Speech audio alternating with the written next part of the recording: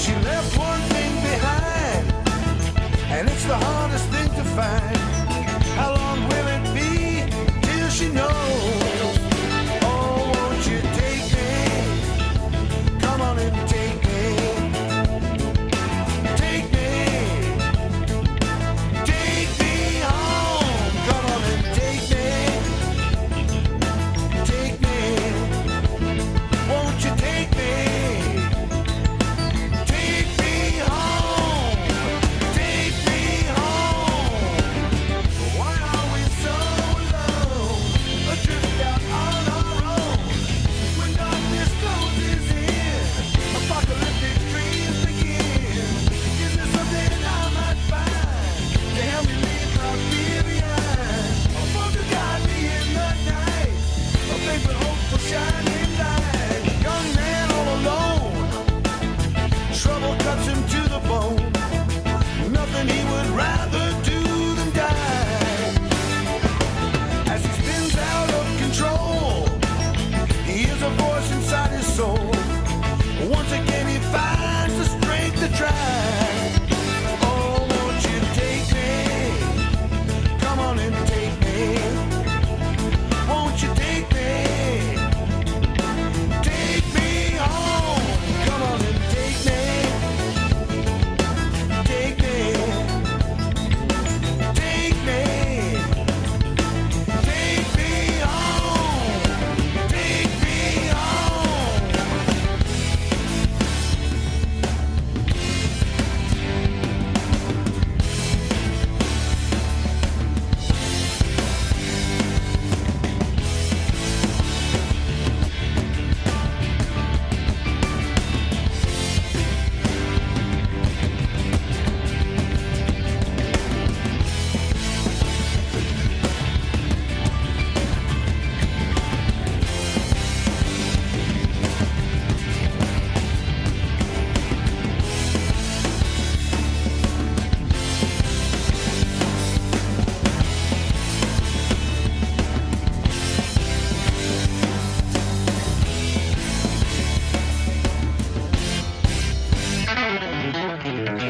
Take me, come on and take me. Won't you take me? Take me home, come on and take me. Take me, won't you take me? Take me home, come on and take me. Oh, take me. Take me. Take me home. Take me home. Take me home.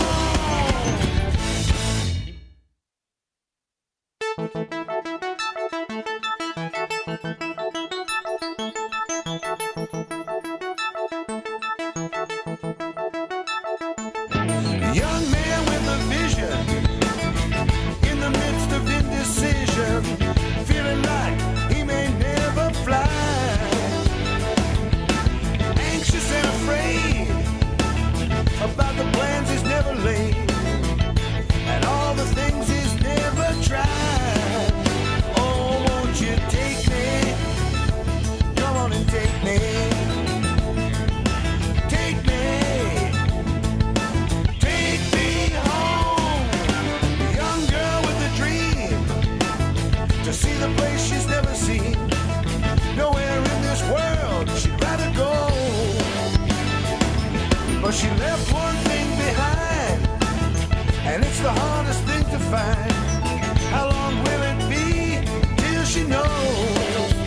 Oh, won't you take me? Come on and take me. Take me. Take me home. Come on and take me. Take me. Won't you take me? Take me home. Take me home. Why are we so alone? Adrift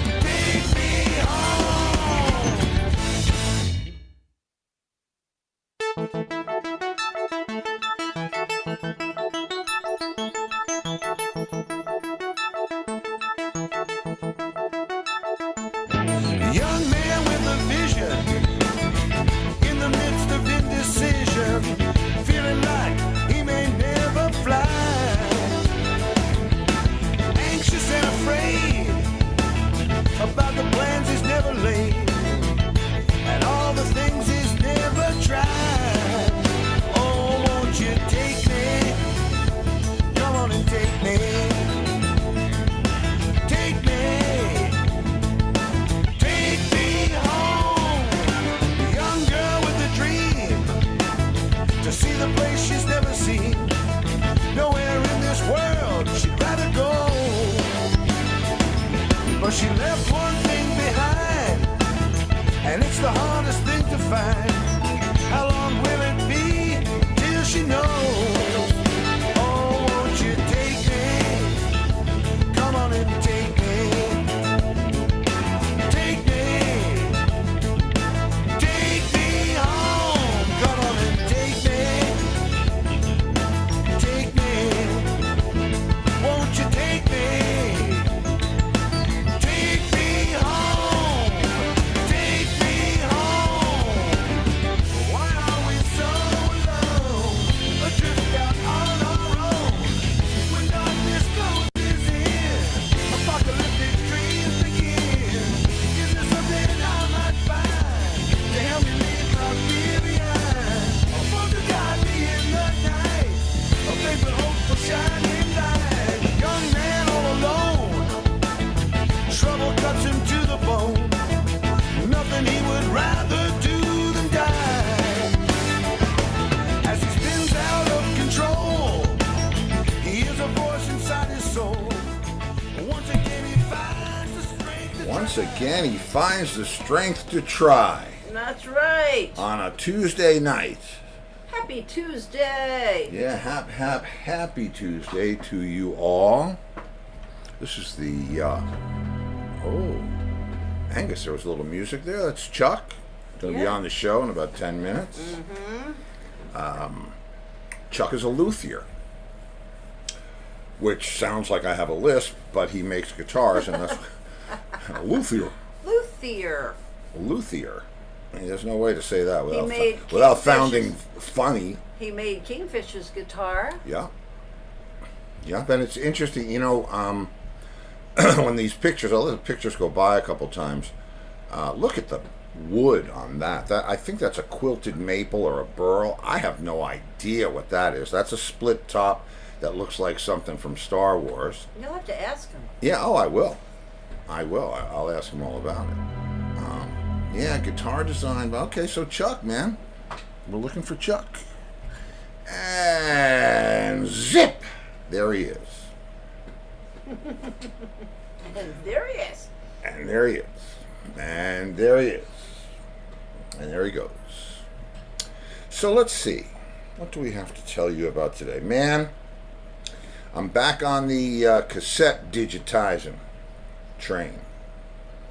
And I found some stuff today because I was talking to Joe Berger, who did front of house on every one of our tours but one, every one of the Entwistle Band tours. Well, actually, but two. He didn't do front of house on 88, did it on 87, didn't do it on 96, he did the rest of them. And so I said, do we have any board mixes from the 87 tour? And he said, I gave those all to you. And I said, on what? He said, cassettes. We recorded direct to cassette, 87. No CDs, no DAT machine. So, I found some of that stuff today. Interesting. And it's time to wish the birthday boy Oh. happy birthday, Pat. Happy birthday, Pat. Do we have some happy birthday something? Where's your dog? He's in our bed. Remy, you're gonna come in. He's in our bed. Happy birthday to you. Happy birthday to you. Happy birthday, dear Pat. Happy birthday to you. Hey, happy birthday, Pat. You hear him in the other room? Yeah. Yeah. He always thinks the birthday song is for him. When we sing it in here and he sings along, he knows it's not for him. Yeah. But when we sing it, if we sing in the bedroom, He comes he running comes out. flying into the living room to see what his present is. So Yeah. talk about conditioned responses. Right. So yeah, that's interesting. And let's see, I guess you all saw that our good friend and country star Billy Dean's got a new record coming out on the, what is it, July 22nd? Saltwater Cowboy? I don't Something like that. Anyway, I can't remember that date. Well, it's either tomorrow or July 20. I know it's the 22nd. Anyway, Well, it's a really good song. it's a really good song. And he's wearing the garb on the cover of the album. Looking Glass. Let's see the garb. Let's see what we got here for the garb. Oh, unboxed luxury. Oh, Okay, here's well, yeah, Pat. comes in a Look, box. Look, wait. Oh, Here's look the at birthday that. boy. Oh, the birthday boy showing 11 pictures. minutes ago. Oh, He's where got is- 3 of them. Excellent. Can we share it? To I don't the, know if we can share. To the people? Where is share it to. Where did you get it from? It's just on regular news feed. I was going to go see where Billy Dean was. Okay, that was a good commercial.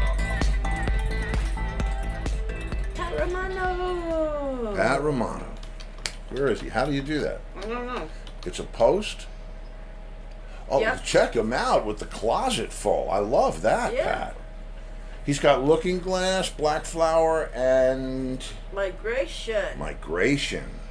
I have a Migration commercial, I think. Let's see. Another one. Oh, no, look. Another one. Another one, you see? Another one. Another one. Another one? Another one. Another one. Another one. Another one, and You tell him, DJ Khaled. thank you, Khaled. That rocks, man. Okay. Whoa. Billy Dean's album is out July 22nd. You see, I told you that. Oh, no, we got the vid. Boy, you remembered. I did remember it. Yeah. Wearing my shirt on the frickin' album cover, you better remember it. So, let's see. Summer sale has begun. That's a good thing. Happy summer. Oh, happy summer! Today's the first day of summer. You know, it's crazy. I think back to when we first started playing in the Hamptons in in '71 or whatever it was. How you would the last days of school would just drag by. I mean, they didn't drag by for us because we never went, but they still dragged by. Yeah. And oh God, I remember ditching and going to the beach, and ditching and not going to the beach, and ditching and hanging out in the parking lot, and ditching. Okay, Ditchy. Check Look, him out. That must have been his birthday present because he Wow. said, "How does Looking Glass look?" And Oh, that's man, it looks today. great, Pat. Yes, it looks Oh, that's a great. nice one too. Mm-hmm. Yeah, they're all different. That's the whole. Yeah, he that's- sent that in a DM. Yeah. Oh, okay. Well, Pat, we're seeing the pictures. It looks great on you. It really does. Mm-hmm. We should. You know what? I should be able And to get I that. think that is No? a surprise birthday present. I think it was, from too. Laura. We didn't let the cat out of the bag. We didn't let the Looking Glass out of the bag. Let's see. How do I get DMs on here? Like, I know how to use this stuff. It's on a DM. I know that. It's not a DM? It is. It is a DM. Mm-hmm. Okay. Well. Well, you only have 3 minutes till Chuck's well, here. that's okay. Why? Oh, I'm on this. Oh, I see. Oh, it's a DM. Why didn't you say so? Okay. Here it is. I said so. How does Looking Glass look? It looks great. It really does. Yeah, man, it really does. Now, did that get on my page? Because I could actually... What's this? Oh, that's wrong. Show it to the people. I can show it to the people. Yes. Let's see if we can make it big over here and show it to the people. I think I just put it on the front. All right. Anyway, Pat, what are we doing? Oh, here. I'll do it this way. It'll be easy. That is a Easier. good one, too. Oh, I where like the is it? blue Can't stripe see. going across. Yeah. There it is. I can make it big. Forget about... Pay no attention to that man behind the glass. Look at my brother. Rocket. Yeah. Man, that fits like a glove. It fits great. Excellent, Wearing dude. Looking Glass on his birthday. Wow. That's, that is a nice one. Yeah. Very nice. Oh, he's got the, you see the flower in the front, the you know, the Yeah. Triffid, whatever it is. Day of the Triffids, Pat, right there. That's excellent, bro. I'm very proud. Thank you. Yeah. Yes, that's cool. See, so we got it on. Uh-huh. And And I bet that was a surprise for you. I guess it was it? You didn't know? I think he did not. I picked it out myself because nobody else works here. What? Well, you work here. You don't work here. What are you now? You're part of the help? Well, I pick things out. Yeah, you do. I do. But not for Pat Romano. No, Steve picked that out for you, Pat. And he picked out a good one. Yeah, that's a real good one. Mm-hmm. I'm going to use that as my screenshot. That's one of my favorites, is Looking Glass. It is, and it was a slow starter, that one. Big Bang and Looking Glass, people couldn't get next to it. And Big Bang is... That's like the number one. Well, that's the number one seller. Big Bang and Black Flower. Yeah. And, but hey, listen, I'm very proud. Anytime I see anybody wearing the gear, I'm happy, because it's getting out there. And in fact, I was talking to one of the retail places that I do some business with, Marcello Sport, and I'm going to have a meeting with them about doing an additional line, but that's all down the road, Oh, Pat said it was a surprise. Aha. Aha. Yeah. So you have glad 3. We haven't said anything. Yeah, me too. Well, happy birthday again. Happy birthday She kept a again. good secret. Yeah, a great secret. Yeah. And guess who's here? Guess who's Chuck here? Conrad. Mm-hmm. Here he is. Here he comes. Hey. Hey. How's it going, Steve? Good, man. How are you? I'm good. Yeah. Good, Thrilled good. to be Yeah, it's talking. nice to see you. Thanks for coming. I'm just going to turn you up a little bit over here so I can actually hear. Okay. Oh, All right. who's that? Wait, no, stop. Is there a dog? Come here, buddy. It's a dog or a sheep. I haven't seen the head yet. Oh, Yeah, well, he's beautiful. Oh. Oh. Yeah. Oh. my lap moose. Oh. Wow, I have one of those. A lap not, moose. Not a collie. Not a collie. Yeah. How Yeah, big? he's 90 pounds. My other collie, we had one I brought home for Christmas when my daughter was 1, and they're average about 65 pounds. Yeah, So that's we a got big this- one. We got him out in Lancaster at a town called Intercourse, PA, Oh, I've which heard is of all that. Amish. Yeah, it's a real place, and he was a whole head taller than all the other puppies, so we took him. Wow. Oh, He's a wow. great dog. Yeah, we. And I have two. Go ahead. I have what? I have two cats too. Do they get along, or do they just? Not... Oh, great. Yeah, no. Well, I got these other 2 cats when my other collie was still alive, so he raised them, and now these cats raised him. They weren't too happy when we brought him home, though. Well, no, I guess. They get along great. Yeah. Yeah, they're buddies. That's all. That's great, man. Nothing like the animals. Yeah. We're big animal fans and love dogs. Don't have any Yeah. cats. We have. It's not true. We have. Feral We have cats. feral cats that we have a fair piece of property, and there's a couple structures on the property, and they get to live under those. We don't disturb them. The dog thinks that they're his friends, and so it's all. Well, he grew up with cats. Yeah, he when grew was up. a Yeah, puppy. ours is a Catahoula leopard, and we just got him down to 110 pounds. Wow. Oh, yeah, he's a That's quite a dog. yeah, he's Yeah. a big boy, and he's one of those extremely happy dogs that has no idea he's stepping on your foot. It's like, Yeah, right. it's like, ah! That's a And he, lot of- no matter what, finds it. We're in Florida. The shoots are optional. Boom. But He yeah, does that too. yeah, I'm sure. And what's his name again?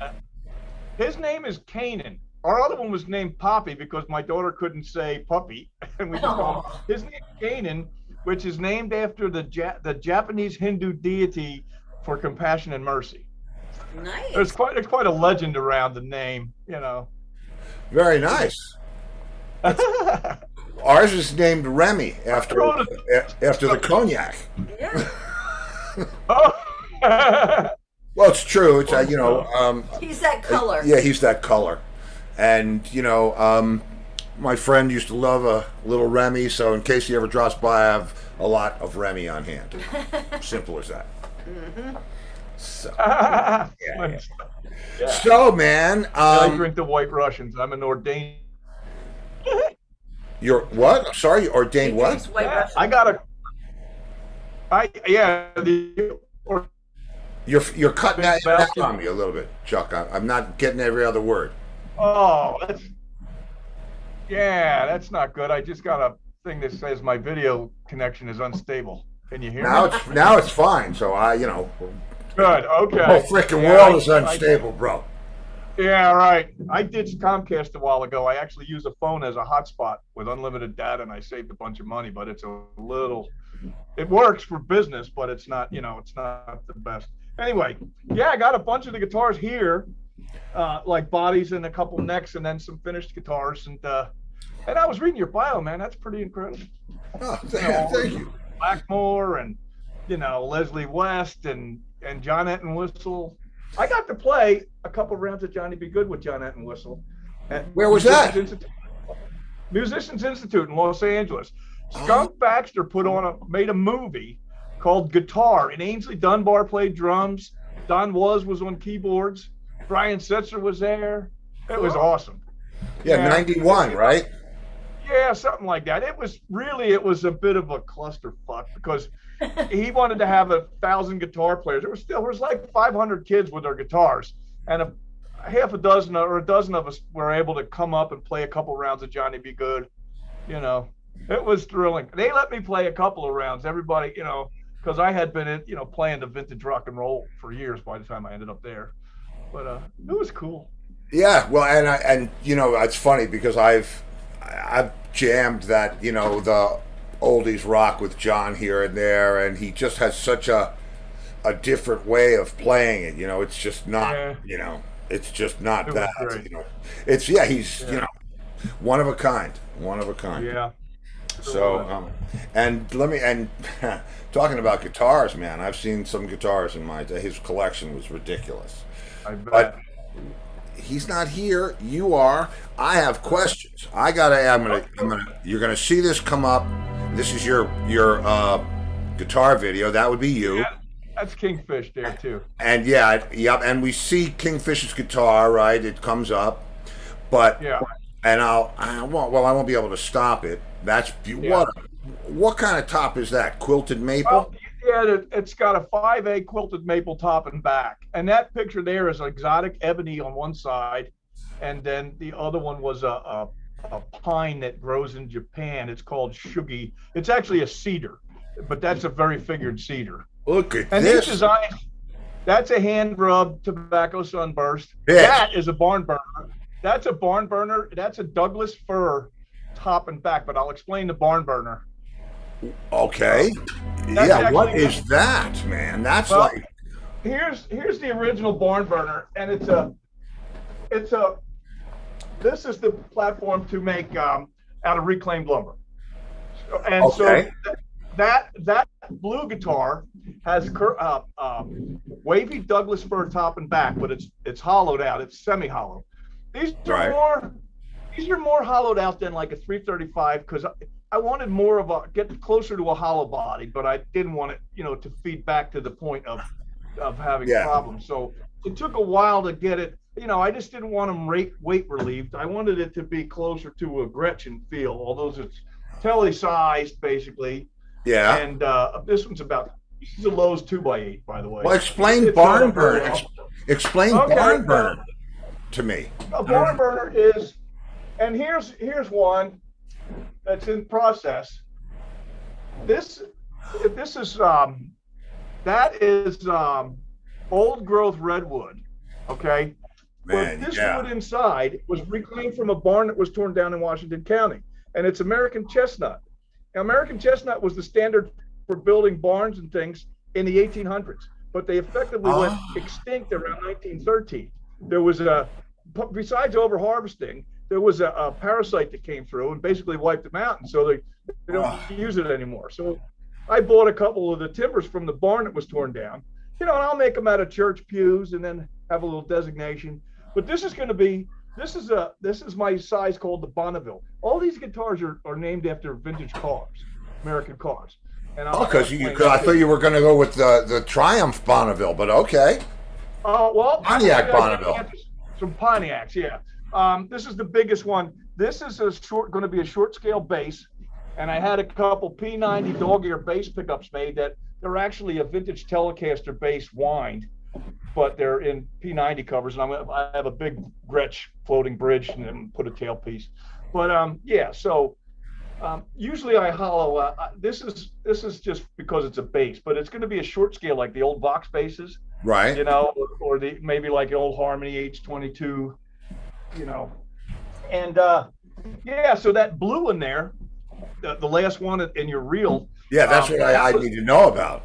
Well, the main timbers for that came from a house across the street that they tore down that was built in 1911. Wow. And so I took some of the floor joists from the living room, and it's getting a fretboard that was a piece of the Coney Island boardwalk. It's a Brazilian walnut. So I'll give it to a clairvoyant and see what they get. Yeah, man. What's that kid's name? Tyler. Tyler Henry. We'll get him on the show and see what he could figure out. That'd be funny. Yeah. Wow, that's nuts, man. So I'll explain too why the design, and it started about 5 years ago. This was the original. This is the Le Mans. Now that's a roasted maple neck. It doesn't require a finish, but it feels like an old friend, really. Wow. The roasted maple, I really like it. But I went after the Selmer Django Reinhardt shape, and I had a friend make me some templates. He runs guitartemplates.com. He's out of Denmark, and so he made me a couple templates that got me started. And but then I've redesigned everything for different reasons, based on my trying to get everything right.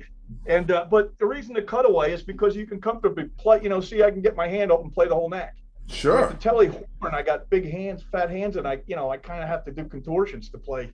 So now you can play the whole guitar. But this is the Le Mans after 24 Hours at Le Mans, Ford versus Ferrari. Oh, I'm a huge fan, man. Believe me. And also after Leo's Plank, Leo Fent, so it's kind of a telly. And but I flipped the control plate around so you can do volume and tone swells when still stay in position. Yeah. And what else? This is one piece Swamp Ash, and I reversed the bridge pickup angle because it tightens up the bass a little and takes some of the ear gouge out of the high end. It's not that much of a thing, but that's interesting. Anyway, so these are. And that's the Le Mans. And I built two of them after the first. That's the Blackguard, and then I built like a TV yellow one. Wow. And this has a Wenge neck. Yeah. So. That's amazing. So those, and then if these are the solid bodies, these are not hollow bodies. And then if you get a solid body with a tremolo, that's the GTO, and it's got a playmaker neck. I was going to ask about the GTO. That's the goat right there. And the color is like, I call it vintage dungarees. Yeah. It's like a pair of jeans. Wow. And do you do the finish as well? All of it, yeah. Well, there's a couple of these that I had painted. I just set up a spray booth. These are hand-railed varnishes. Sorry, I'm not in the frame. That's all right. And then the next one, I had a Cutlass when I was a kid. And this is after the Hearst Oldsmobile. Remember the old Hearst Olds? I sure do. Yeah, there was a Hearst factory near my dad's. My dad was a mechanic, and they used to inspect the Hearst Oldsmobiles every year. They had a Hearst Oldsmobile. They had the collection. So at my dad's garage, there might be, 7 or 8 Hearst Oldsmobiles in the parking lot. It was just, mind-boggling. So do you remember the Hearst girl? No. Oh man, I have a picture, an autographed picture of the Hearst girl from the county center at a hot rod show. Wow, I bet. I can't remember what her name was, but yeah, funny.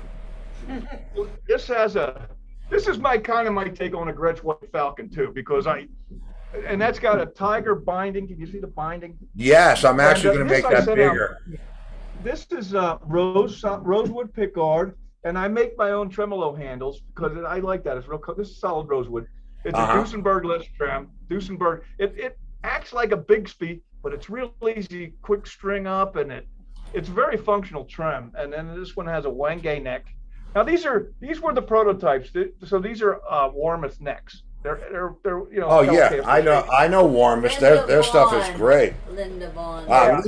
Linda Vaughn was the Hearst girl, by the way. Oh yeah. Now you can look her up later.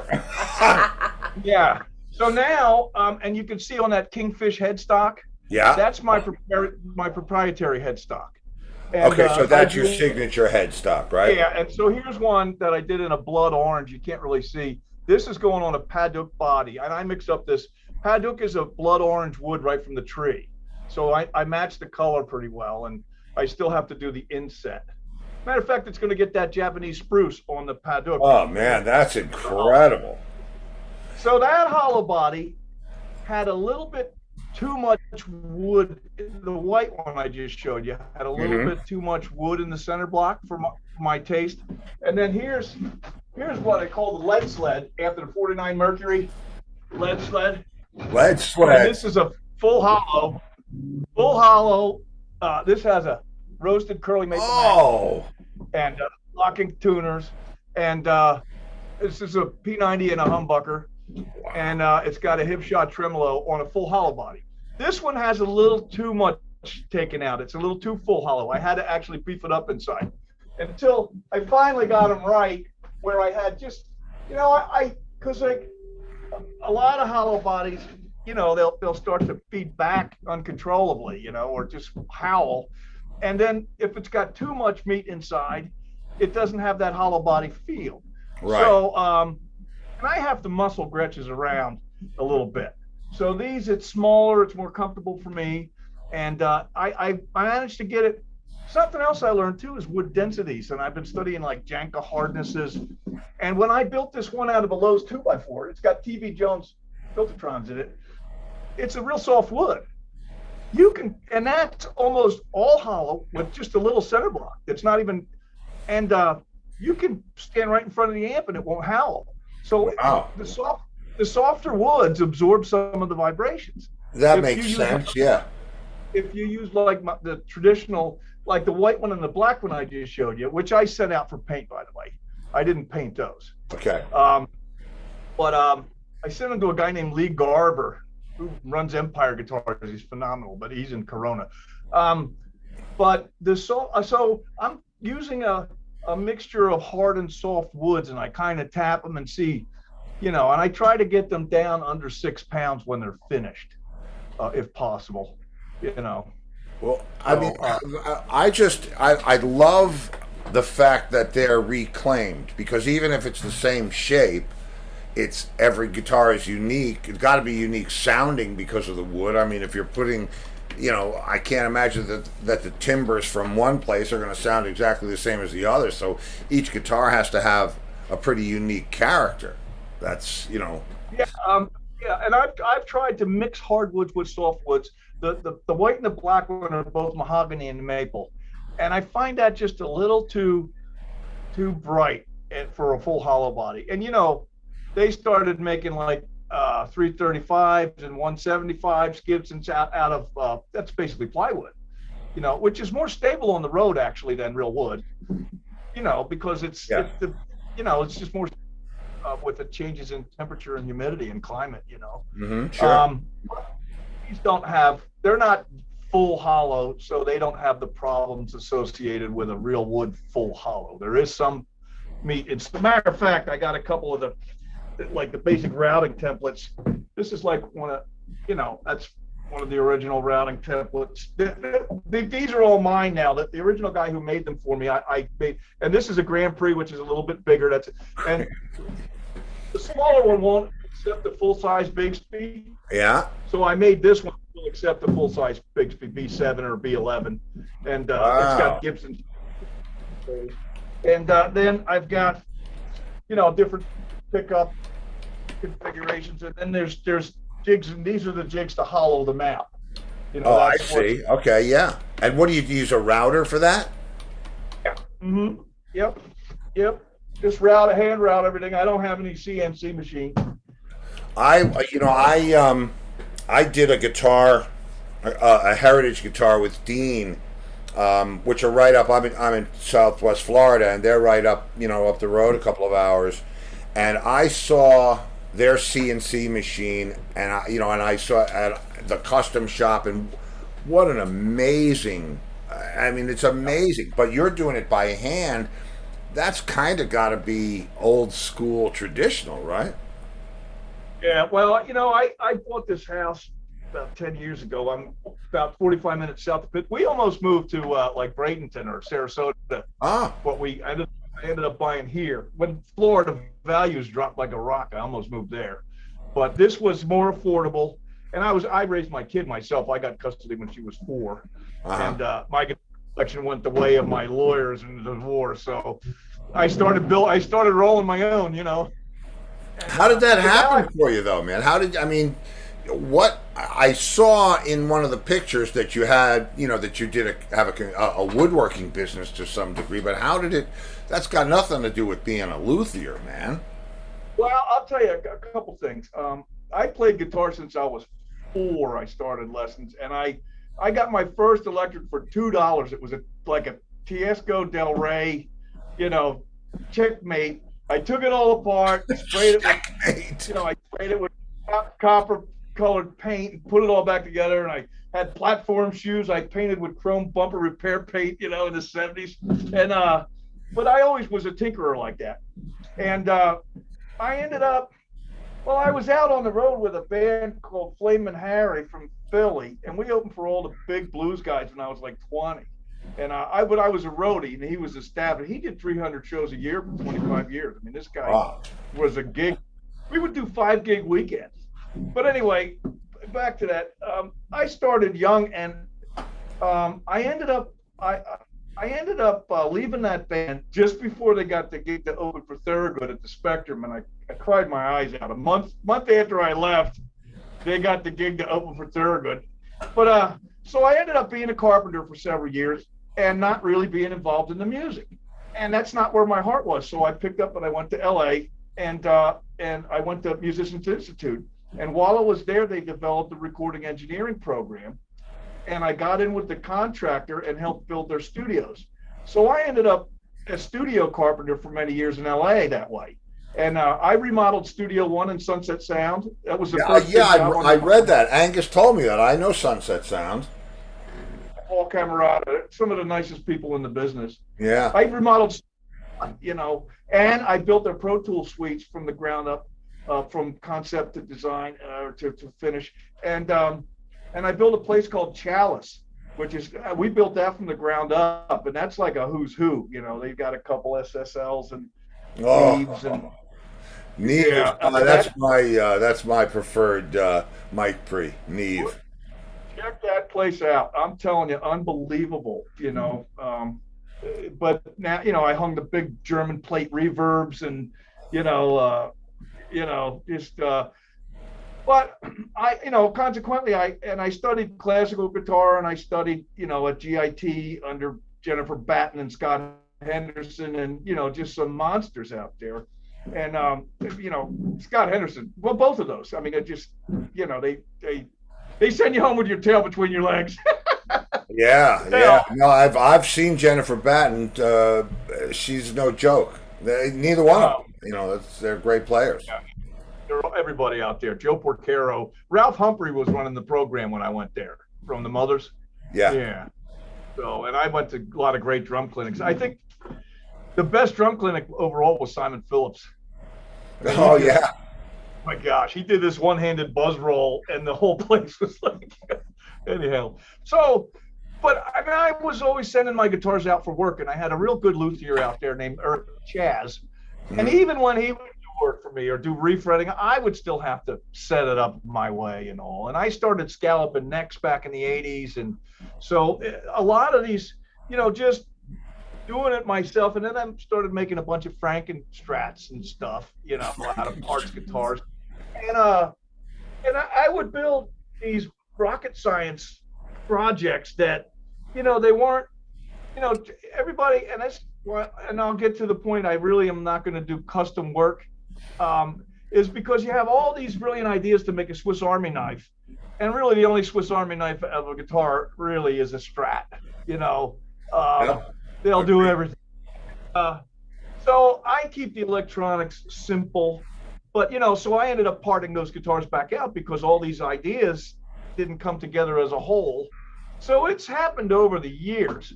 And this endeavor is about 5 years in the making because I had to really tool up.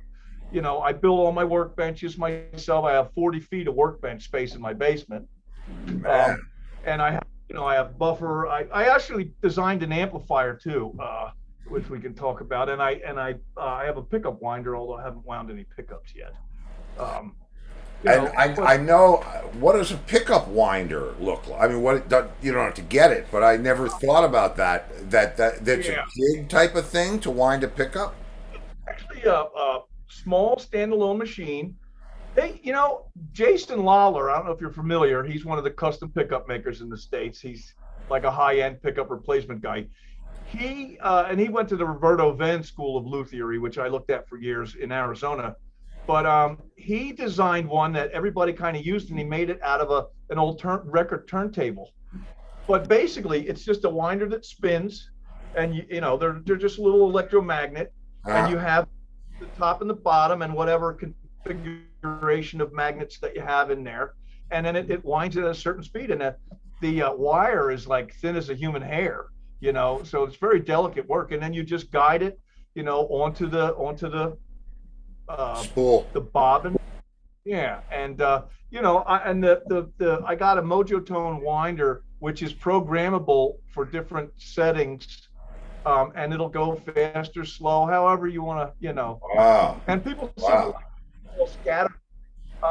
The automatic feeding machines that are really computer processed, they don't seem to they'll make more consistent pickups, but they don't seem to have the magic as the way the old ones were. The windings were hand guided on, and some of the differences in those things make certain guitars that are very special, sounding. Just by the fact that their tolerances were all over the place, And are they all wound with the same gauge wire, or do they use different gauge wire? There's different types of wire. There's different gauges of wire. Some is enamel coated, some is not. P90s have different wire from a Telecaster pickup. Tele pickups have a different winding from a different wire from a Diormond pickup or a Filtertron pickup. Yeah, they're different. Not technically, but there's a couple places like Philadelphia Luthier Supply and Mojo Tone or Stumac that are suppliers that have all different kinds of wire. 42 gauge, 43 gauge. It doesn't vary dramatically, but some of them have characteristics. It's got to create its own character, and I was friends back in the day with Larry DiMarzio, so I know a little bit about how the pickup thing goes. But it's amazing. It's amazing, how that whole thing, how it happens. And I love playing guitar. I have some guitars, but I'm not. I do it more to compose or just to entertain myself, or But it amazes me when you get down to that level of use where you really know the difference between, one pickup and another. That's always impressed me because the guitar is such an abstract instrument. The electric guitar, it's very cool. And so I have wood suppliers. I've made a list of wood suppliers. I've bought wood from Bosnia.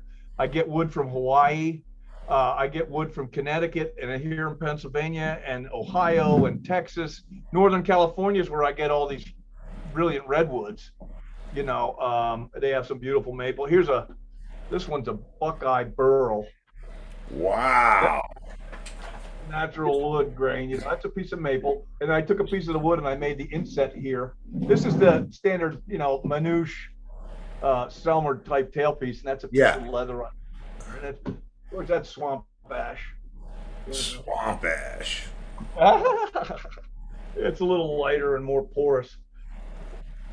And what's hanging up in the background there? I think I see a it doesn't look like a Strat though. It looks like what is that? That's a GNL Strat. It is a GNL Strat? Oh. It's it's one of the original lawsuit Electra, jazz Strat, they call it, the ES335 style, and it's actually got the open book Gibson headstock, and that's when, I played it next to my friend's vintage ES335, and they're really similar. And that, the single cutaway, is a $300 J Tercer that I did some work to, and it's one of my favorite guitars. Wow. Yeah, I didn't. it's nice to be able to tune something into your taste, to be able to do that. It was basically unplayable, and talk about the necks. I scalloped a few necks, like I said, over the years, and I find that for jazz chording, or intricate chording, it doesn't really work out so well, because if you push a little too hard, you're bending the strings a little out of tune. So I use jumbo frets like they use on the Ibanez guitars. I like a Gibson 12-inch radius. I do a lot of bone nuts, and I use Corian or Graphtec Teflon, for the tremolo necks, because they don't bind so much. And the carve here is more like a Fender, but as you get back here, and I don't know if you can see, it's thicker, almost like a Les Paul Jr., so there's some good beef at the joint. That's amazing, man. Kind of a combination. I like the jumbo frets because you really get the... Sorry, I got. Thanks, Shar. So, Shar. Thank you, Shar. Sorry, man.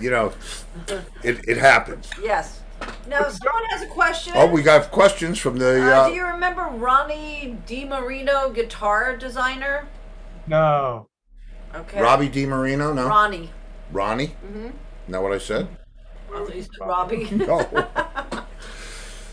No, I don't. No, we don't. Ah, well, there's so many guys. The first luthier, I'm from White Plains, New York, and the first guy that I ever met that did that, there was a guy on Post Road called Giuliano, and he had, I had a guitar shop, and he built guitars, and he did. I had never seen this. We're going back like to the '70s. I'd never seen anything like it. He was Italian, woodworker, and he did incredible work. And he fixed our guitar players' guitars and set things up, and he was just amazing. And the amount of stuff that I learned just hanging out there was incredible. Yeah. It's just nuts.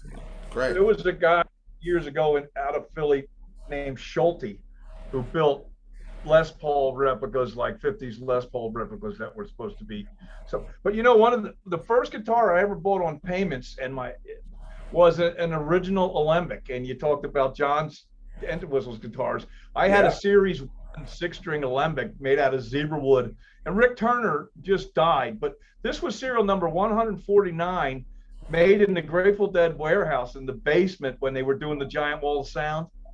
And I showed a picture of it to Rick. He just passed away. He was in the 70s. He designed the Giant Wall of Sound, for Pete's sake. Wow. But I got to being friends with him on Facebook, and he would interact with everybody. And it was really neat to talk to him, because I had one of his guitars back in like 1980, and it was neat. And that was, and I had an original Hamer prototype. And Hamer was one of the first custom builders. I remember Hamer. Our guitar player had a Hamer with the straight shot of the three knobs were in a row, double cutaway. Yeah. I had one like that, and Steve Stevens was playing them, and then I had a Robin from Texas, which was a custom guitar. Matter of fact, you talked about Dean. I just sold a Dean Leslie West Soltero that was one of 100 with Leslie's signature on it. I just sold it. I had it for a long. It was one. It's what a great. It's single pickup Les Paul arch top. I know it very well. I mean, I was real good friends with Elliot Rubinson, who owned the company, and it was Leslie. Nobody. And this is. I'll try to get this story in before I have to play a commercial, but. I was trying to have a heritage or commemorative bass made. I mean, everybody in the world, whoever played bass, has a bass. John Entwistle doesn't have a bass. I called Fender. Forget it. I called Henry at Gibson because, and then I even had an idea because of the Fender Bird to put a Thunderbird body with a precision neck or whatever it was he had those made out of. I couldn't get them. Rickenbacker wouldn't come to the table. Nobody would come to the table. So I'm talking to Leslie one day. So, we were buds. And I said, man, I can't, do you know anybody at Gibson? You know anybody? Because, and he said, those guys are never going to let you do anything, Steve. You got to call Elliot at Dean. He makes my guitars. And he gives me Elliot's number. And I call Elliot up. I said, hi, blah, blah, blah. He says, what do you want to do? I said, I want to do this and that and the other thing. And we wound up, you'd love it because the wood in it, they did it in the custom shop. There were like 25 limited edition. There were 2 issues. One was rosewood, and the other one just incredible. I'll send you some pictures when we're not on the dime. But Elliot said to me, he said, I'm not Gibson and I'm not Fender. He said, I'm not the Queen Mary. I can turn on a dime. Let's do it. Mm-hmm. And I have, he was a great. And this is the best part of it all. We wound up doing something. We wound up doing something. Called a hybrid bass, which was the mahogany body with the maple neck. And Elliot liked the way it came out so much. It was sort of to commemorate John's, Fender Bird. We remade the Too Late to Hero bass, right? The alembic with the V headstock, because Dean owned that now, right? So we did that. But then we did the hybrid bass, and Elliot liked it so much. I mean, he played with Vanilla Fudge, he played with Cactus, he played, he was out there, man, and that was his bass of choice. Could have played anything or built anything, and he played the Pro Hybrid. Amazing. So. I sat in at MI with Tim Bogert for years. Oh. He was one of the instructors at MI, Musicians Institute. Yeah. Mm-hmm. And they have these little tiny rooms with these little PV amps in there, and they have open counseling, they call it. So you've got your core curriculum classes, fretboard harmony and single string and, rhythm and whatever. But then in your off time, they have these open counseling sessions, and you just walk in and you sit down. And so I got to jam with Tim Bogert quite frequently, up there. And that's where Scott Henderson was crazy. I mean, but that's where I met Jennifer Batten and all these people. And I went to her house right after the Thriller tour, actually, for a lesson. And this is Corinna, but it's called Black Limba. So the old Corinna V's. But you see the figuring on that? Yeah, look at that. And I call my guitar CGS now rather than Chuck's Guitar Shop.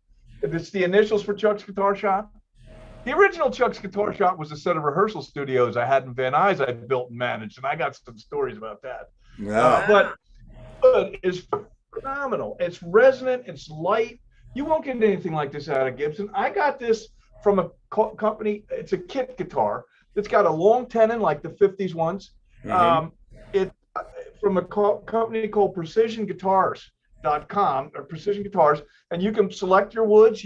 This is an ebony board. It selected my fretboards, my radius, my carve, neck carve, mm-hmm. and everything. And I think I got this body and neck for about $500, and I had to glue it in. And of course, I still have to cut the nut and wire it up.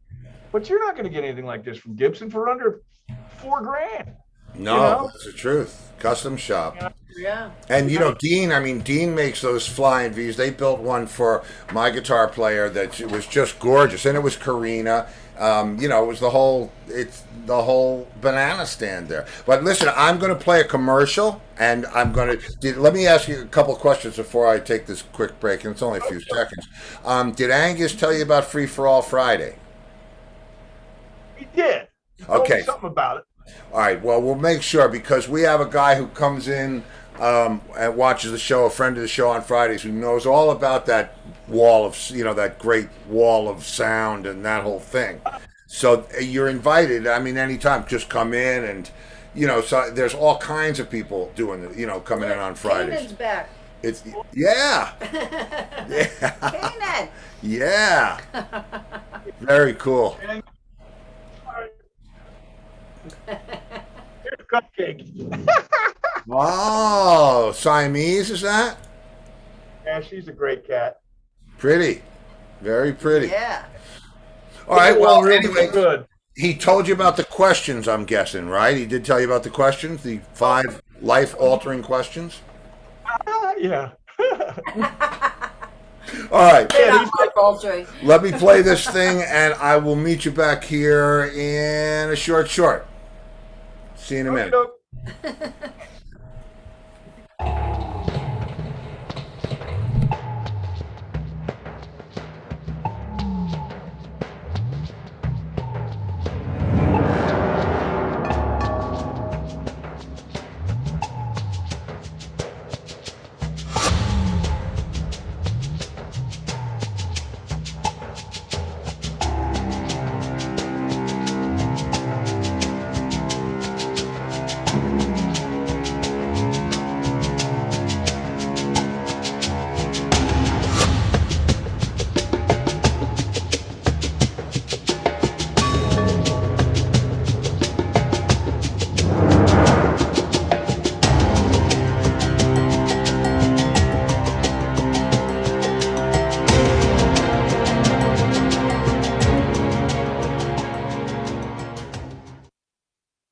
Simple as that.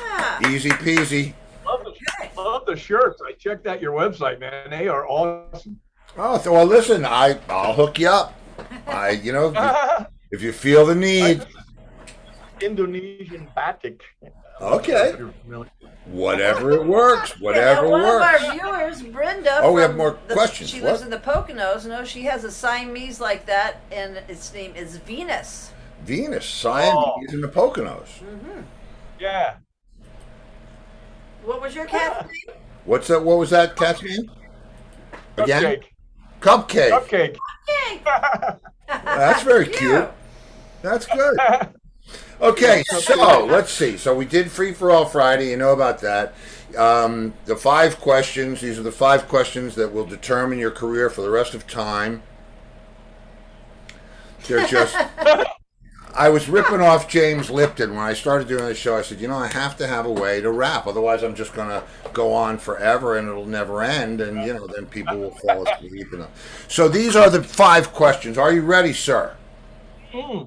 Take a sip. Understood. You all set? I'm good. Okay. Now, no matter what, you've traveled on the road, you've done your gigs, you've done your tours, the whole thing.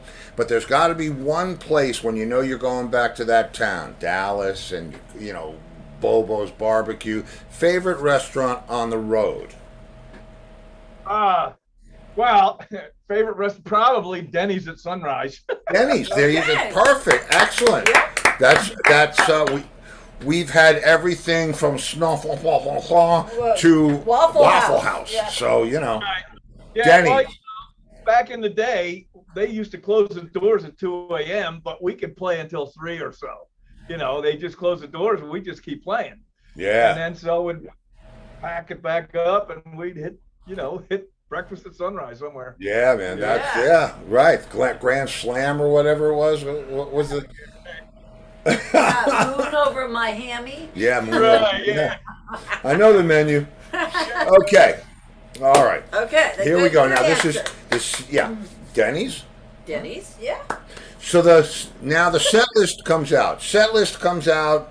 Doesn't matter what band, doesn't matter what the circumstances are, but there it is, your favorite song to hear or play live. Favorite song to play live.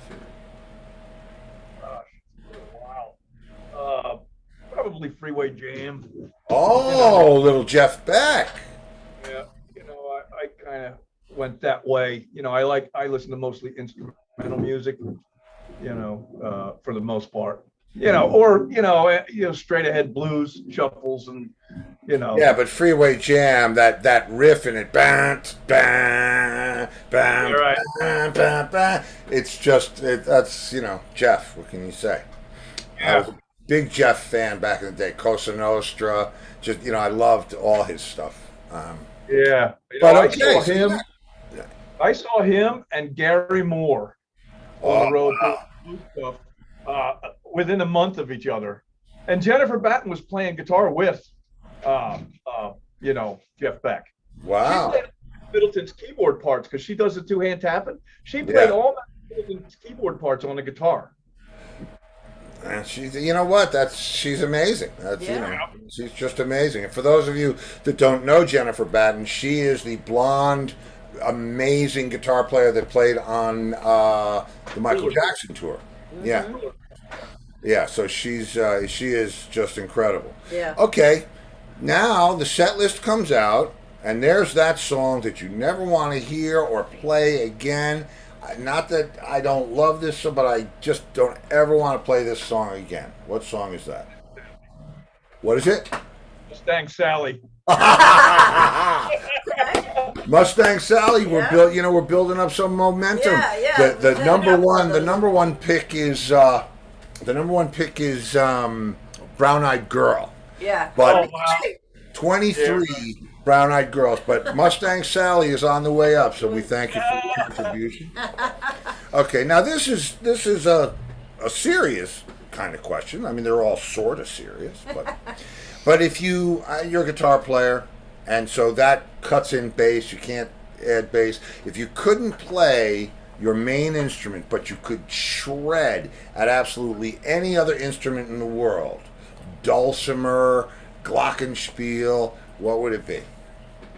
I would have to say the cello. Cello. Oh. We've gotten more than one cello. That's interesting. That's very interesting. I've been looking into building a mandocello, which is it's a lower and 4-string. It's a longer scale and it's a deeper, they're neat. Wow. Mandocello. I'd Wow, like to build okay. one. So is that what does Yo-Yo Ma play? Cello. Yeah, no, but I mean, no, I know that. I didn't know that. Yeah. The special cello, or she just plays a regular? I don't know. His cello is probably worth $100,000. I mean, I couldn't tell you. It's okay. We don't really need to know. No. All we need to know is that when you show up for this next gig that I'm going to ask you about, you got a good cello with you. Okay. So this is the big final question. I love this question. It's one of my favorites because I never know. I think I know, but I never know what anybody's going to say. And this is if you could play one gig live with anybody or any combination of guys, living or dead, who would it be? I would have to say Muddy Waters. Oh, Electric Mud. I had No, that I was a 8 big- track. Oh yeah, I was a big Johnny Winter fan way back when, when he was producing all that stuff, and Johnny Winter and Jeff Beck and Frank Marino were like just huge, Mahogany Rush. Remember that? Yeah, those Frank guys. Marino was in a band with Bob Mayo, if I'm not mistaken, before Mahogany Rush. But, it's ancient history. I think. I don't know. Am I thinking the wrong guy? Alvin Lee, like Alvin Lee. Alvin Lee, monster player. Yeah, okay. Yeah. And you're going to play cello with these guys? Guitar. Right. John Creek. No, you can play guitar. You can play guitar. And hey, listen, Play whatever you want. you can play whatever you want. It's, This we're is out your here in space. fantasy. It's your fantasy. I'm here to make it come true. Maybe we'll do a song with the cello featured at one point.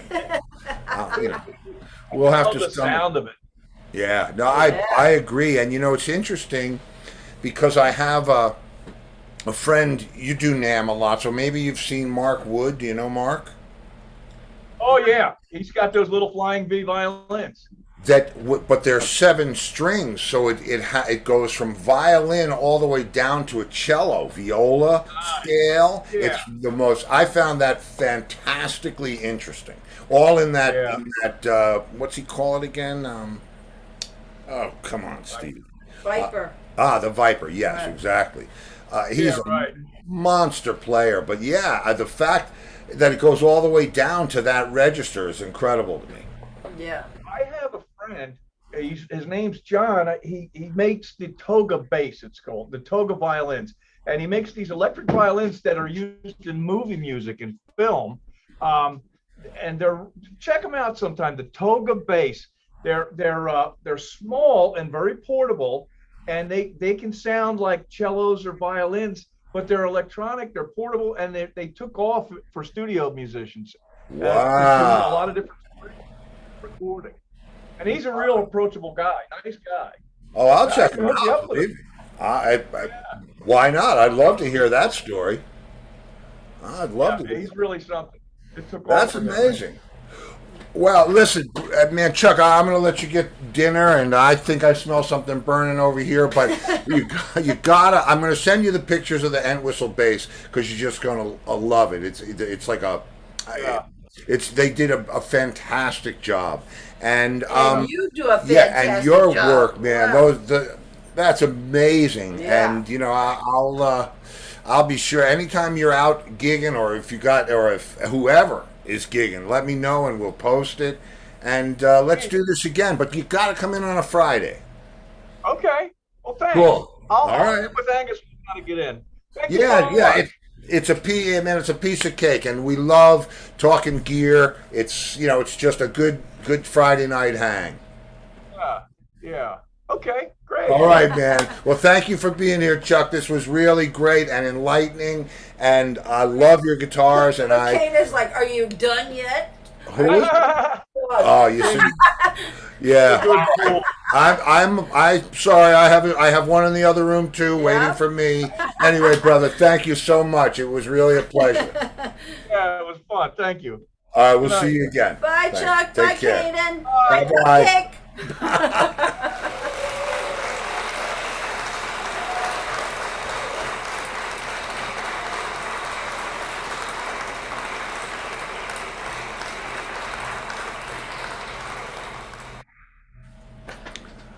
Yeah, how cool was that? That was I mean, very you know me, when we start talking about gear, Yeah. especially technical stuff. I mean, I love all that guitar stuff. It's just amazing to me. Yeah. It's very organic. It's wood, and it's made by people with a lot of skill. Yeah, a lot of talent there. And he's amazing. So, anyway, Okay, so tomorrow night, Anything Goes Wednesday. anything goes Wednesday. And man, I found stuff today. I found stuff. So Oh, yeah, anything I goes. found stuff. Oh, excuse me. I did. Did I not find Who it? digitized it? Who knew what it was? What's this? Oh, that's this. Okay. What's this? We found stuff. Group effort here, kids, and don't that's forget right. it. So, okay, you good now? I'm good. Anything goes. Tomorrow night. If anything comes to your mind, you really have to see it or hear it, let me know. Otherwise, if I don't see you in the future, I'll see you in the pasture. Good night, everybody. Ooh, look at that.